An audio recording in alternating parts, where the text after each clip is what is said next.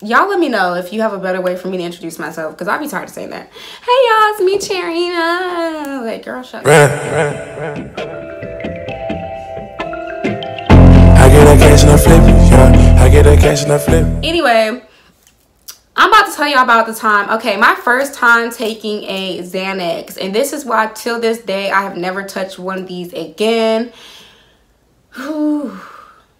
Okay, so y'all, let me tell you about the first time that I ever had a Xanax. This was the only time I've ever had a Xanax, and let's just get right into it, y'all. So before I get right into it, please subscribe to my channel, you guys. At the end of this video, if you like it, give it a thumbs up and turn on my notifications, because I am super sporadic with how I post.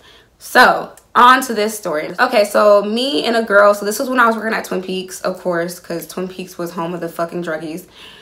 But not to say that she was a druggie, but Twin Peaks was just home of bitches that like to do drugs. So when I was working at Twin Peaks, me and this girl had decided, she was super cool, super sweet girl.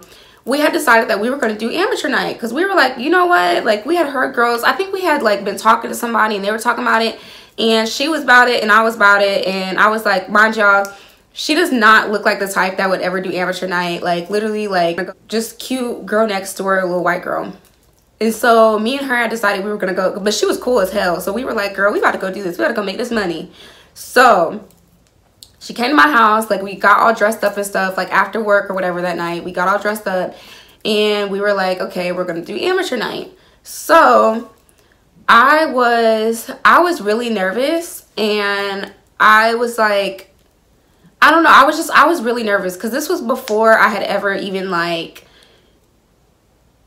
this was after the first time I auditioned to dance, and I think that's why I was so nervous, because I had such a bad taste from that experience. Even though I didn't get to actually dance at that experience, I just had like a bad taste of the strip club. So, and it didn't ruin the strip club for me. Like, I worked in the strip club long after that whole audition process happened, but I was a bottle server in the strip club and stuff. So I never like danced again in the strip club. At this point in time, I had never danced again.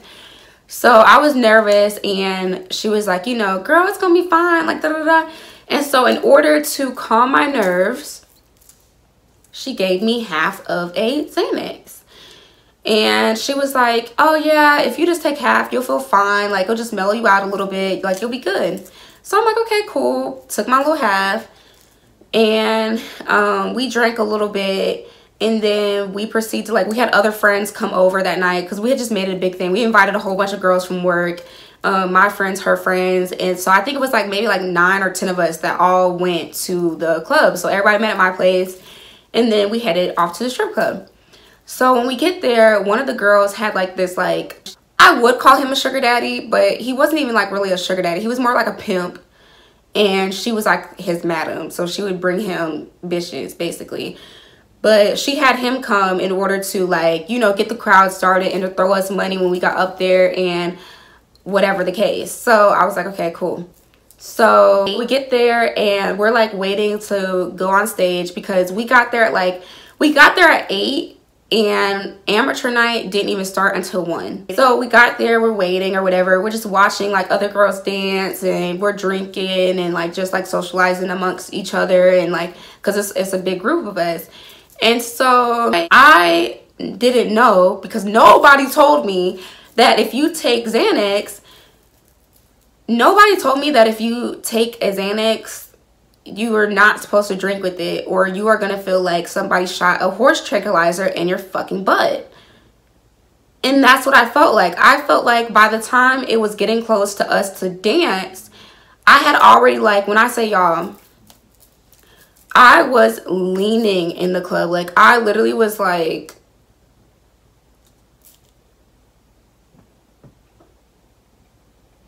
I was just like literally falling asleep. Like, and I've never been one to, I'm not gonna, like, I'm weird. I can fall asleep standing up. I have no problem falling asleep in public. I'm not bragging about that, because girl, that's dangerous. Like, I'm the type, I have fallen asleep on a New York subway before. Granted, my friend was with me, but like, girl, stay up, like, stay ready. What are you doing?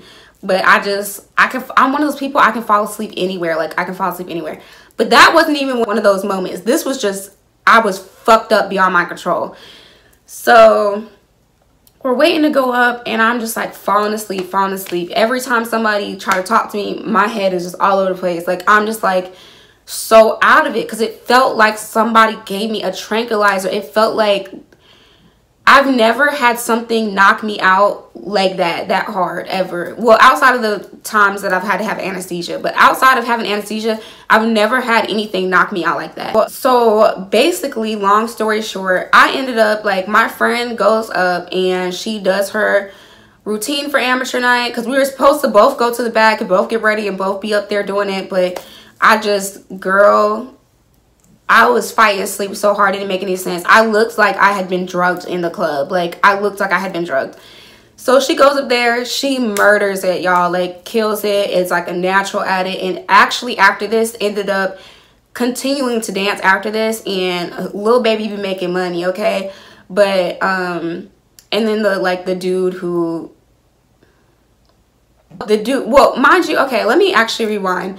I stayed up enough to see her perform at amateur night. So we were all hyping her, we're all yelling for her, we're screaming for her, we're like, yes bitch, go bitch, da da da. And then the pimp guy is throwing money, and like once he starts throwing money, the rest of the crowd starts throwing her more money because they done got hype, and now it's like everybody's throwing her money. I think like the prize for amateur night is $300, but altogether I think she walked away with like a little over $5, which is like awesome, because it's like, damn, when you're working at Twin Peaks, like, now granted at Twin Peaks we used to be making some good money because people would come in there, get drunk, and they would tip you outrageous amounts. But on the average night, you weren't going to make $500 unless you were behind the bar by yourself. So for her to make $500 in like 3 minutes, because they only, I think each girl danced for like maybe like 2 or 3 minutes, was like, Lil Baby said, I'm never coming back. She used to come into Twin Peaks kind of, but after that she was like dancing, like heavily dancing, and eventually she stopped coming into Twin Peaks because she was just dancing full time, making that bread. Okay, sis, I was not mad at her, okay? But I was too fucked up to do so. And after that whole experience, and after like she was done dancing and stuff, I had to like literally call, was I dating him at the time, or we were just talking? We were talking, but the guy that I was talking to, I had to call him. I was like, actually, no, maybe we were dating at the time. And I just hid it. I think we were dating at the time. And I hid the fact that I had really gone there for amateur night. And I kind of just made it sound like it was just a girls' night. And we were just all just going out to have fun. And like the friend was the only one that was doing amateur night. And I wasn't doing it because the whole group of us, we all dressed in lingerie. In support of her, we all went there in lingerie. So we all looked like we could have easily went up there and did amateur night. So that's what I told him. But I had him come get me, and I was just like, yo, I'm so fucked up. Like, there's no way I can get home. I think I drove my friend's car there, and I was just like, I can't. So he came and got me, and he took me home. And yeah, that was my first time ever taking a Xanny. And I have not touched one since, because I never want to feel that way again. I don't like anything that makes me drowsy. I don't like anything that makes me drowsy unless it is like Benadryl or some cold medicine. I do not want to feel like I'm going to sleep. I do not want to feel like I'm getting knocked out. I do not want to feel like I'm being drugged. So after that, I never touched a Xanax again. And I also missed out on making some money. So I definitely never touched a Xanax again. But yeah, that's my story. That was the first time I ever took Xanax, and the last time that I ever took Xanax. And don't be doing drugs, kids. Or don't be doing all the drugs.